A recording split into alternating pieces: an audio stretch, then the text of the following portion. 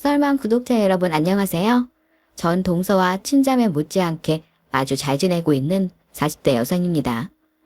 사실 동서지간 사이라는 게 겉으로 웃어도 뒤로는 손톱을 세우는 불편한 관계잖아요.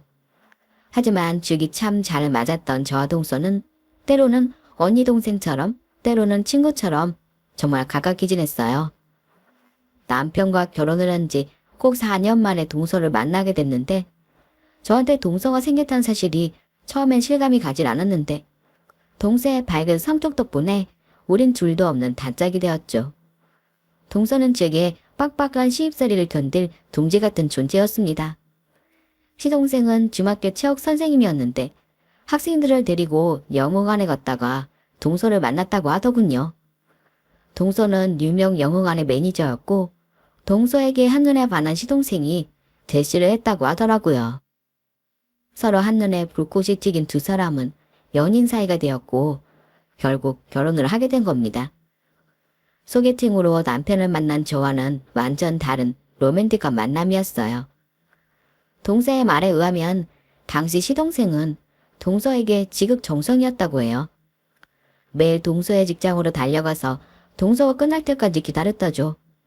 동서가 야간 근무여도 영화표를 끊어서 밤새 영화관에 즉시고 앉아 동서를 기다렸다는 겁니다.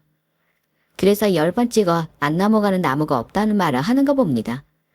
동서는 그런 도련님의 정성이 홀라당 넘어가고 말았고 그렇게 둘이 사귀게 된 것이죠.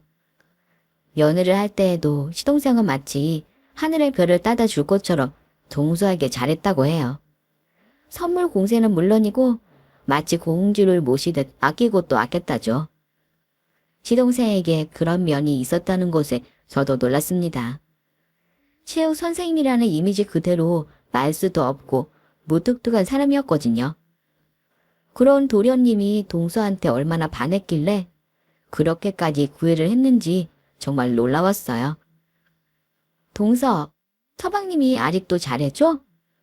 그래도 이제 결혼을 해가지고 동서가 다 잡은 물고기나 다름없는데 연애 때만큼은 아니지. 아니요, 형님. 우리 남편이 얼마나 지고지순한 사람인데요. 완전 순정파라니까요. 결혼하고부터는 훨씬 더 잘해줘요.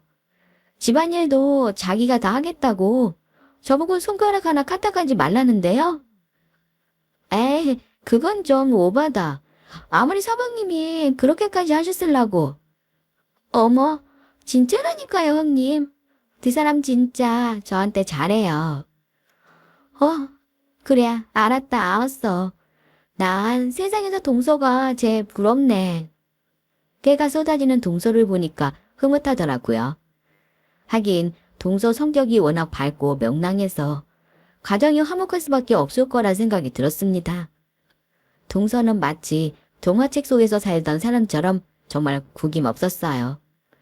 둘째 며느리로 이 집안에 입성을 하자마자 시어머니한테 스스럼 없이 대하는 걸 보고 정말 깜짝 놀랐다니까요. 어머니, 혹시 아구찜 만들 줄 아세요? 응? 아구찜. 뭐 제법 손이 가긴 하다마는 만들 줄은 알지. 그런데 갑자기 아구찜 왜? 제가 요새 이상하게 아구찜이 먹고 싶더라고요. 물론 식당에서 사 먹어도 되긴 하는데 제가 어머니 음식을 정말 좋아하잖아요. 그래서 어머니가 만들어주신 아구찜이라면 얼마나 맛있을까. 어머니가 만들어주셨으면 좋겠다. 그런 생각을 해봤죠. 뭐? 그럼 지금 시애미한테 아구찜을 만들어달라고 시키는 거니? 시키는 게 아니라 요청이죠, 요청. 며느리가 이렇게 요청을 하는데 시력 발휘 좀 해주세요. 그러게 누가 그렇게 음식을 잘하시래요? 뭐? 아이고, 우리 둘째 며느리 때문에 내가 웃어야 할지 울어야 할지 모르겠네. 알았어. 그럼 어디 시력 발휘 좀 해보자꾸나. 정말요? 정말이죠? 와, 신난다, 신나. 전 시집을 오고 한참 뒤에야 시어머니한테 말을 붙일 수 있었는데 동서는 마치 막내딸처럼 굴더라고요. 어떻게 성격이 그럴 수가 있는지 제 눈에는 동서가 정말 대단해 보였어요. 시어머니를 그렇게 구김없이 대할 정도니까 저한테는 오직 했겠습니까? 처음에는 깜빡이도 없이 들어오는 동서가 좀 부담스러웠던 것도 사실이었죠. 형님, 이번 주말에 뭐 하세요? 약속 있으세요? 응? 아니, 별일 없는데. 아, 그래요? 그럼 이번 주말에 저랑 같이 노실래요? 제가 자주 가던 디저트 카페가 있는데요. 거기가 정말 핫한 곳이거든요. 거기서 맛있는 디저트도 먹고 우리 영화도 봐요. 제가 또 영화관 매니저잖아요. 직원 할인가로 보면 엄청 저렴하게 볼 수 있거든요. 그래? 그래도 괜찮겠어? 괜찮은 거 말고요. 여자들끼리 시간 보낸 지가 언젠지 기억도 안 난다니까요. 저한테 형님이 있다는 게 얼마나 다행인 줄 모른다니까요. 그렇게 생각해주면 고맙긴 한데, 그런데 동서는 내가 안 불편해? 네. 형님처럼 좋은 분한테 불편할 게 뭐가 있어요? 전 조금 더 안 불편한데요. 그 커다란 눈망울로 천진난만하게 절 쳐다보는데 이 세상에 이렇게 때묻지 않고 맑은 사람도 있구나 싶더라고요. 그리고 전 쾌활한 동서 덕분에 즐거운 시간을 보낼 수 있었죠. 우리 두 사람은 틈만 나면 같이 시간을 보냈어요. 좋은 화장품이 나왔다는 소식이 들리면은 둘이 팔짱을 끼고 백화점에 구경을 갔고 뜨끈뜨끈한 신작 영화가 나오면 동서는 같이 구경을 했죠. 또 맥주 한 잔씩을 마시며 수다를 떠는 것도 빼놓을 수 없는 즐거움이었고요. 그러다 보니까 동서와 저는 정말 친자매처럼 가까워졌어요. 두 사람이 취향도 비슷해서 함께 있는 동안 지루할 틈이 없었습니다. 그렇게 몇 년쯤 지나고 나니까 동서와 저는 서로 눈빛만 봐도 그 속을 알 수 있을 만큼 찰떡 동서지간이 되어 있었죠. 주변에서는 제가 동서랑 그 정도로 친하게 지낸다는 사실에 놀라워했어요. 남들은 동서지간이라고 하면은 앙숙처럼 으르렁대는데 어떻게 친구처럼 잘 지낼 수 있는지 신기하다고 하더라고요. 사실 이게 다 동서의 밝은 성격 때문입니다. 아마 동서가 그런 사람이 아니었다면 우린 이 정도로 가깝게 지내지 못했을 거예요. 그런 면에서는 먼저 마음을 열고 다가와준 동서에게 정말 고마운 마음이 들었죠. 그런데 말입니다. 봄날 햇살처럼 따뜻하고 밝은 동서가 어느 날부터인가 기색이 어두워 보이더라고요. 그런 모습을 좀처럼 보인 적이 없던 동서였기에 전 동서에게 무슨 일이 있나 싶었어요. 동서, 요새 무슨 일 있어? 안색도 안 좋고 말수도 많이 줄었고. 뭔데? 고민이 뭔지 나한테 한번 얘기해봐. 아니에요. 제가 고민이 어딨겠어요. 요새 영어관이 일이 많아서 이것저것 신경을 쓰다 보니까 그런가 봐요. 그래. 그럼 다행이고. 하지만 무슨 일 생기면은 꼭 나한테 얘기하는 거다. 알지? 그럼요. 당연히 그래야죠. 애써 미소를 짓고 있는 동서가 이상하게 느껴졌지만 동서에게도 말하고 싶지 않은 부분들이 있을 테니까 그냥 넘기고 말았어요. 때가 되면 알아서 얘기를 해주겠거니 그렇게 생각을 한 겁니다. 그런데 얼마 후 전 마른 하늘에 날벼락이 떨어지는 것 같은 일을 경험해야만 했습니다. 그날은 여느 때와 다름없는 평범한 평일밤이었는데 서방님이 저한테 전화로 걸어왔더라고요. 막 잠이 들려고 했던 저는 갑자기 걸려온 전화에 불길한 예감이 들었죠. 여보세요? 서방님. 아니 이 시간에 웬일로 전화를 다 하셨어요. 그런데 전화를 걸어온 서방님은 말은 하지 않고 울먹이듯 꺽꺽 소리만 내는 겁니다. 전 심장이 덜컥 내려앉는 기분을 느꼈죠. 서방님 왜 그래요? 무슨 일 있어요? 어서 말 좀 해봐요. 형수님, 저 이제 어쩌면 좋아요? 이 사람이 지금 사경을 헤매고 있어요. 네, 누가요? 동서가요? 왜요? 동서한테 무슨 일 있어요? 이 사람이 퇴근길에 사고가 나가지고 병원에 옮겨졌는데 아직도 의식을 찾지 못하고 있어요. 형수님, 빨리 좀 와주세요. 형수님 목소리를 들으면 이 사람이 깨어날지도 모르잖아요. 네? 알겠어요. 거기가 어딘데요? 동서가 교통사고를 당했다는 말에 미친 사람처럼 병원으로 달려갔습니다. 긴급 수술을 받은 동서는 중환자실에 있었는데 깨어날 시간이 넘었는데도 의식을 찾지 못하고 있었어요. 망연자실은 사방님은 거의 반정신이 나간 상태였죠. 전 발을 동동 구르며 동서가 깨어나게 기다렸습니다. 제발 동서에게 아무 일도 없게 해달라고 빌고 또 빌었어요. 그러나 그런 제 바람과는 달리 동서의 상태는 비관적이었습니다.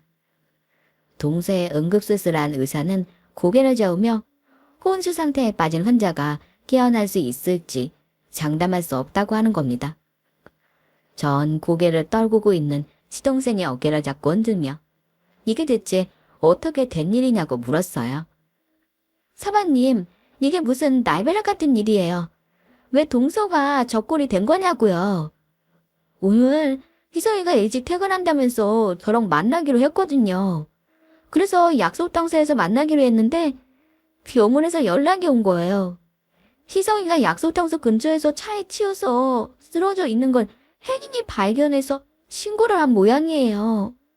그런데 거기가 CCTV도 없는 길이라서 사고가 어떻게 난 건지 도저히 알 길이 없다네요. 형수님, 우리 희성이 저대로 깨어나지 못하면 저 어떡해요? 저희 희성이 없이 절대 살 수 없어요. 저 사람 깨어날 수 있게 형수님이 희성이 이름 좀 불러주세요. 네? 아니에요. 동서는 꼭 깨어날 거예요. 그러니까 서방님도 마음 굳게 먹어요. 아셨죠?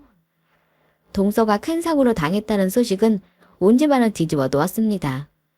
시부모님도 크게 낙심했고 시골에서 올라온 동서의 친정 식구들은 병원 복도에서 펑펑 눈물을 쏟았어요. 경찰에선 동서를 그렇게 만든 땡손이범을 잡기 위해 최선을 다하고 있다는 말을 했습니다. 하지만 딱히 결정적인 단서를 찾지 못하고 있는 눈치였어요. 하필 동서가 사고를 당한 현장이 도로 양쪽으로 공사를 하고 있는 곳이어서 CCTV나 블랙박스, 목격자도 없는 상황이었죠. 범인을 잡는 건 둘째치고서라도 동서가 깨어나기만을 바랬습니다. 하지만 동서의 의식은 마치 끈떨어진 연처럼 돌아올 기미가 보이지 않았어요. 동서가 의식을 잃은 지 한 달이 넘었는데도 동서는 마치 죽은 사람처럼 꿈쩍도 하지 않았죠. 그런 동서를 보면서 울기도 많이 울었고 원망스럽기도 했어요. 가만히 눈을 감고 있는 동서가 금방 일어나서 형님 하고 불러줄 것 같은데 예석하게도 동서는 손가락 하나도 움직이지 못했습니다. 제 마음이 얼마나 아프고 쓰렸는지 모릅니다. 하지만 의식 불명이 된 아내를 보는 시동생의 마음은 얼마나 더 애달프겠습니까? 서방님은 눈을 감고 있는 동서 옆에 찰싹 달라붙어서 끊임없이 말을 걸었어요. 마치 동서가 듣고 있는 것처럼 말입니다. 여보, 이제는 일어나야지. 언제까지 이러고 있을 거야? 나 너무 기다리게 하지 말고 어서 일어나자. 당신 좋아하는 꽃들이 지금 얼마나 많이 폈는데. 빨리 일어나서 나랑 같이 꽃구경 가야지, 응? 동서의 손을 꼭 잡고 눈물을 글썽이는 시동생이 얼마나 측은하게 보이던지요. 동서라면 껌뻑 죽었던 사람이 이 잔인한 현실을 어떻게 받아들일지 너무 걱정이 됐어요. 그런데 동서의 수술을 해주었던 병원에선 이제 더 이상 해줄 게 없다며 전원을 해달라고 하더군요. 그 통보가 마치 가느다란 희망까지 끊어지는 것 같은 기분이었어요. 우리 가족은 어쩔 수 없이 동서를 요양병원으로 옮겨야 했습니다.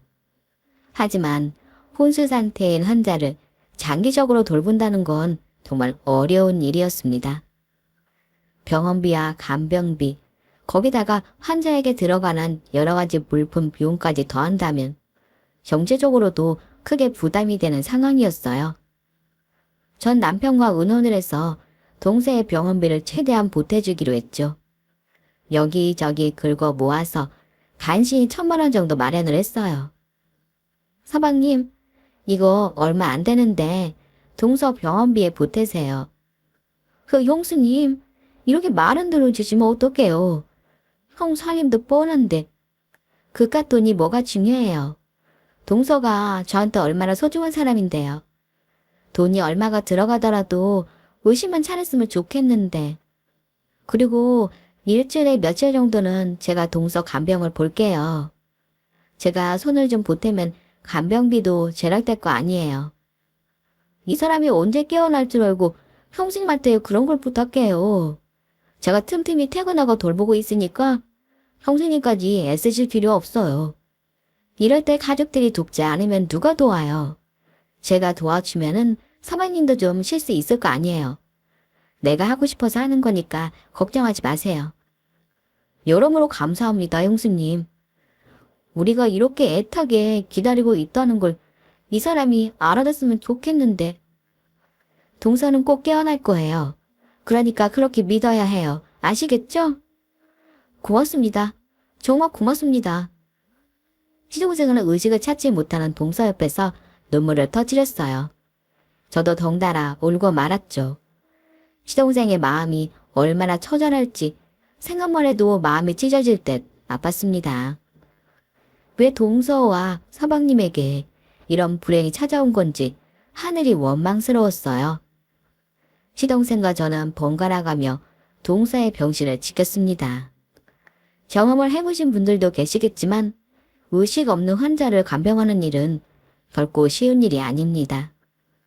음식을 씹지도 삼키지도 못하기 때문에 영양주사로 의지를 해야 하고 때가 되면 기저귀를 갈아주거나 시키는 것도 해야 하죠. 욕창이나 피부병이 생기는 걸 방지하기 위해서 자세도 바꿔줘야 합니다. 무엇보다 숨은 쉬고 심장은 뛰는데 눈을 뜨지 못하는 환자를 보고 있는 게 심적으로 너무 힘들죠. 때때로 손가락을 까딱이거나 눈꺼풀이 파르르 떨리기도 하는데요. 그럴 때면 마치 당장이라도 일어날 것 같은 희망이 생깁니다. 하지만 그건 그때뿐이고 또다시 긴 잠에 빠져들곤 하죠. 희망과 절망을 넘나드는 일은 정말 사람을 힘들게 만들더군요. 그럼에도 불구하고 시동생은 정말 지극정성이었어요. 동서의 팔다리를 힘없이 주무르고 다정하게 말을 걸고 때로는 책까지 읽어주면서 정말 정성을 다하더라고요. 아무리 자기 아내지만 저렇게 성심을 다할 수 있을까 싶을 정도로 말이에요. 형수님, 저 학교에다 휴직계를 냈어요. 네? 휴직계요? 아니 왜요? 이 사람 돌보는데 더 집중하고 싶었어요. 간병인 분도 계시고 형수님도 계시지만 그래도 남편이 제가 더 자주 붙어 있어야 아내도 좋아할 것 같았어요. 아, 사방님도 정말 대단하네요. 지금도 정말 최선을 다하시고 있으면서 동서가 사방님이 이렇게 간절하다는 걸 알고 빨리 깨어나주면 좋을 텐데요. 네, 형수님이 그러셨잖아요. 우리 희성이 강한 사람이니까 꼭 깨어날 거라고 말이에요. 저 그렇게 믿고 있어요. 이 사람 깨어나면 해주고 싶은 게 너무 많아요. 그래요. 꼭 그렇게 될 거예요. 그러니까 우리 절대 포기하지 말고 더 힘을 내보자고요. 네, 형수님. 형수님이 저한테 얼마나 큰 힘이 되는지 모르실 겁니다. 정말 감사해요, 형수님. 저와 시동생은 온 힘을 다해 기약 없는 기다림을 버텨보기로 했어요. 아내를 돌보겠다며 학교까지 휴직한 사방님을 봐서라도 동서는 반드시 깨어날 거라고 믿었습니다. 전 일주일에 2, 3일 정도는 꼭 동서에게 가서 병원을 지켰습니다. 시동생만큼은 아니지만 죽은 듯이 누워있는 동서에게 간간히 말도 걸고 머리도 쓸어 넘겨주었죠. 그리고 동서를 돌보는 일은 제 생활의 일부가 돼버렸어요. 동서가 사고를 당하기 전보다 동서를 훨씬 더 자주 보는 셈이었습니다. 아무리 말을 걸어도 동서의 대답은 들을 수 없었지만 이렇게라도 동서 얼굴을 볼 수 있다는 사실에 안도를 했어요. 하지만 시간이 지나면 지날수록 동서가 깨어날 거라는 희망은 옅어지고 있었습니다. 그렇게 꼬박 3년이라는 시간이 지났고 우연히 동서의 친정어머니와 서방님이 하는 대화를 엿듣게 되었죠. 장서방, 이제 그만하세. 우리 희성이 3년이면은 많이 버틴 거야. 들어가는 돈도 돈이지만은 옆에서 고생하는 자네를 보면 내가 너무 힘들어. 그러니까 이제 그만하세. 의사가 그러던데 가족들만 동의하면 더 많은 사람을 살릴 수 있다고 하더라고. 그렇게 우리 희성이 보내주세. 장모님, 절대 안 됩니다. 저 절대 그렇게 못해요. 지금 우리 희성이 좀 보세요. 저렇게 숨도 쉬고 심장도 뛰고 있다고요. 그런데 어떻게 이런 사람을 포기해요? 절대 안 돼요. 전 정말 싫어요. 자그마치 3년이야, 3년. 이 정도면 우리 희성이도 너무 괴로울 거야. 가족들이 욕심을 부리면 희성이만 더 힘들어져. 그건 왜 생각하지 않나? 애미 나도 우리 귀한 딸아 보내고 싶겠나? 그런데 어쩔 수가 없는 걸 어떡해. 장모님, 제발요. 제가 몇 달이라도 더 지키고 있을게요. 지금 당장 결정하지 말고 조금만 더 지키게 해주세요. 네? 아이고, 이 사람아. 전 병실 밖에서 두 사람의 대화를 듣고 허져나오는 울음을 손으로 들어 말았어요. 두 사람의 절절한 심정이 너무나 이해가 됐기 때문이었죠. 세상에 어떤 부모가 자식을 포기하고 싶었겠습니까? 하지만 수년 동안 들어가는 경제적 부담과 육체적, 정신적 고통을 생각하지 않을 수가 없던 것이었겠죠. 하지만 아내를 너무나 사랑하는 지동생의 마음도 이해가 됐습니다. 마음 같아서는 3년이든 30년이든 포기하고 싶지 않았겠지요. 하지만 이런 문제는 고집으로 버틸 수 있는 게 아니었어요. 가족들 사이에선 동서를 포기하자는 말들이 나오기 시작했고, 그럴 때마다 서방님은 가슴을 치며 반대를 했습니다. 하지만 언젠가는 어려운 결정을 해야 할 때가 올 거라는 건 확실했습니다. 서방님은 몇 달이라도 더 아내를 지키고 싶다고 우겼어요. 그리고 나서 더 이상의 차도가 없으면은 자신도 생각해보겠다고 하더군요. 가족들 사이에 이런 문제로 운운해야 한다는 현실이 너무나도 가혹했지만 더 이상 미룰 수만은 없는 문제였죠. 그런데 말입니다. 전 그날 밤 참 이상한 꿈을 꾸었어요.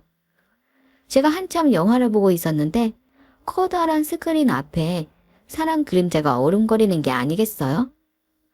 누가 영화관에서 저렇게 매너 없는 행동을 하나 싶어서 약간 짜증을 내고 있었는데 그 사람을 가만히 보니까 다름 아닌 동서인 겁니다. 영화관 유니폼을 입은 동서가 스크린 앞에서 관객들에게 빨리 상영관 밖으로 나가야 한다고 막 소리치는 거예요. 그러자 사람들이 자리에서 일어나더니 모르로 바깥으로 빠져나가더라고요. 전 동서가 너무 반가워서 아는 척을 하려고 손을 막 흔들었는데 동서가 슬쩍 저를 보더니 싱긋 미소를 보이더라고요. 그 얼굴이 얼마나 반갑던지요. 하지만 저는 동서에게 말 한마디 붙여보지 못하고 인파에 휩쓸려 버렸어요. 그 꿈을 꾸자마자 너무 생생한 꿈이라고 생각하며 물을 한컵 마셨는데 갑자기 핸드폰에서 문자가 왔다는 알림소리가 들리는 겁니다. 그때가 새벽 1시를 막 넘어가고 있을 때였어요. 핸드폰을 확인한 저는 정말 소스라치게 놀라서 뒤로 나자빠질 뻔했습니다. 저에게 메시지를 보낸 사람은 다름 아닌 동서였기 때문이었어요. 동서의 핸드폰으로 온 메시지는 바로 이랬습니다. 형님, 저예요. 지금 당장 형님이 제 간병을 보신다고 해주세요. 이 문자가 왔다는 건 아무도 몰라야 해요? 아무도 모르게 형님 혼자만 와요. 그 문자를 본 순간 손이 사시나무처럼 덜덜 떨렸어요. 처음엔 누군가 동서의 핸드폰을 가지고 장난을 치나 싶었죠. 식물 인간이 된 동서가 문자를 보냈을 리는 없을 테니까요. 전 잠시 마음을 진정하고 동서에게 전화를 걸려고 했습니다. 그런데 갑자기 꿈 생각이 나면서 왠지 전화를 걸면 안 될 것 같다는 생각이 들더라고요. 그래서 일단은 동서가 있는 병원에 가보기로 결정했어요. 전 택시를 타고 무작정 병원으로 향했죠. 시용세훈 갑자기 나타난 저를 보고 깜짝 놀라더라고요. 아니, 형수님. 이 시간에 웬일이세요? 오늘은 지금 병원에 있겠다고 했잖아요. 아, 그게 제가 잠이 너무 안 와서 계속 뒤척이다가 동서 얼굴도 좀 보고 싶고 해서 그냥 왔어요. 사방님, 지금부터는 제가 동서 볼 테니까 사방님은 그냥 집에 가서 쉬세요. 내일 간병인 아주머니 오시잖아요. 제가 그때까지 있을게요. 네. 아니, 안 고르셔도 되는데. 제가 그러고 싶어서 그래요. 그러니까 그냥 들어가세요. 시동생은 곤란하다는 듯 망설였지만 제가 계속 고집을 피우니까 주섬주섬 짐을 챙기더라고요. 알겠어요. 형수님, 그럼 수고하세요. 네, 걱정 마시고 얼른 들어가서 쉬세요. 예, 그럼 들어가 볼게요. 시동생이 병실 밖을 막 나가고 얼마 뒤에 맨 낯선 아가씨 하나가 병실 안으로 들어오더라고요. 그런데 저를 보곤 화들짝 놀라며 어머, 여기가 아니네. 이러면서 멋쩍게 돌아서는 겁니다. 전 그 여자가 병실을 잘못 찾은 보호자인 줄 알고 무심히 넘겼어요. 그리고 누워있는 동서 옆에 앉아 주변이 조용해지게 기다렸어요. 동서는 여전히 꿈쩍도 하지 않고 있었어요. 이런 동서가 제게 문자를 보냈다는 건 말도 안 되는 일이었죠. 하지만 전 그런 동서에게 나지막하게 말을 걸었어요. 동서, 나 왔어. 서방님도 갔고 여긴 나밖에 없어. 동서가 나한테 문자 보냈지. 아무도 모르게 나 혼자 와달라고 말이야. 이제 내가 왔으니까 안심해도 돼. 그렇게 동서에게 말을 걸었던 건 동서가 대답을 해줄 거란 기대로 한 게 아니었습니다. 순전히 자포자기한 심정으로 해본 말이었죠. 하지만 제가 동서에게 말을 건 순간 전 정말 기적 같은 일을 제 눈으로 똑똑히 목격하고 말았어요. 동서의 눈꺼풀이 스르륵 열리더니 그 커다랗고 새카만 눈동자가 저와 똑바로 눈을 맞추지 않겠습니까? 그리고 달싹이는 입술에서 칫소리 같은 음성이 새나오더라고요. 형님, 맞으셨네요. 정말 고마워요. 동서? 깨어난 거야? 정말 동서가 깨어난 거야? 이게 꿈이야, 생시야. 어머, 이 일을 어쩌면 좋아. 너무나 벅찬 가슴에 전 동서의 손을 잡고 발을 동동 굴렀어요. 눈물이 보물처럼 터져나왔고 이 현실이 마치 꿈처럼 느껴졌어요. 하지만 그건 꿈이 아니라 현실이 분명했습니다. 동서는 느린 말투로 제게 이렇게 말했어요. 네, 형님. 저 깨어났어요. 하늘이 도우셨나 봐요. 그래서 이렇게 형님을 만날 수 있었나 봐요. 그래. 동서, 기적이야. 이건 기적이 틀림없어. 그런데 동서, 정말 동서가 나한테 문자를 보낸 거야? 그런데 왜 깨어났다는 사실을 나한테만 얘기하는 건데? 서방님이 동서 깨어나는 걸 얼마나 기다렸는지 알아? 서방님이 이 사실을 알면 너무 좋아서 덩실덩실 춤이라도 출걸? 아니에요, 형님. 그 사람은 내가 깨어났다는 걸 알면은 무슨 짓을 할지 몰라요. 형님이 알고 계신 남편의 모습은 다 가짜예요. 제가 이 꼴이 된 건 다름 아닌 바로 남편들 때문이라고요. 으아, 아니, 그게 무슨 소리야, 동서. 동서가 3년 만에 깨어나서 잘 모르는 모양인데 서방님이 얼마나 지극정성으로 동서를 돌봤는데. 형님, 그게 다 거짓이라고요. 그 남자 사람들 앞에서만 연극한 거예요. 저 손가락 하나 까딱할 수 없었지만 절 누가 돌보고 무슨 말을 했는지 다 듣고 있었어요. 하루라도 수백 번씩 깨어나려고 노력했지만 몸이 움직여지지 않았어요. 3년 전에 그 사고, 다 남편이 꾸민 일이라고요. 뭐라고? 전 동서의 입에서 나온 말을 믿을 수가 없었습니다. 3년 전 동서가 당한 뺑소니 사고가 실은 시동생의 짓이었고 혼수 상태의 아내를 지극정성으로 돌본 것도 다 연기였다는 것이었어요. 제가 본 게 다 거짓이고 허상이라는 거였죠. 누가 망치로 머리를 때리면 이런 기분일까요? 전 3년 만에 깨어난 동서가 의식을 잃은 상태에서 꿈과 현실을 구분하지 못할지도 모른다고 생각했어요. 그런데 동서가 침대 밑에서 자기 핸드폰을 꺼내더니 거기에 찍혀있는 동영상을 보라고 하는 겁니다. 그리고 그 동영상에는 차마 눈뜨고 보지 못할 민망한 장면이 찍혀있더군요. 영상 속 시동생은 보호자 침대에서 웬 여자와 함께 애정 행각을 벌이고 있었습니다. 전 그 영상을 보고 입을 다물지 못했어요. 어떻게 혼수 상태 아내를 옆에 두고 다른 여자와 그런 짓을 할 수 있는 걸까요? 동서가 힘없는 손으로 찍느라 영상이 많이 흔들렸지만 분명 서방님이 틀림없었습니다. 그리고 서방님과 함께 뒹굴고 있는 여자는 금방 병실을 잘못 찾았다며 돌아선 바로 그 여자였어요. 제가 갑자기 나타나자 당혹감을 감추지 못했던 서방님, 그리고 절 보고 깜짝 놀라던 낯선 그 여자. 이제야 모든 퍼즐이 맞춰지는 것 같았죠. 제 앞에서 이런 짓을 한 게 한두 번이 아니었어요. 전 몸만 움직이지 못했지 다 듣고 느낄 수 있었거든요. 오늘도 그 여자와 제 앞에서 스스럼 없이 그런 짓을 하더라고요. 너무 억울하고 분해서 마구 몸부림을 쳤는데 어느 순간 운이 확 떠졌어요. 의식이 돌아왔다는 사실이 너무나 감격스럽고 기뻤지만 남편한테 도저히 티를 낼 수가 없었어요. 그래서 그대로 눈을 감고 있었죠. 그리고 두 사람이 한 짓을 증거로 남기려고 머리맡에 있는 핸드폰으로 몰래 촬영을 한 거예요. 형님, 저 인간 3년 전에 여자가 생겼어요. 학교에서 같이 근무하는 선생일 거예요. 형님, 저 너무 억울해요.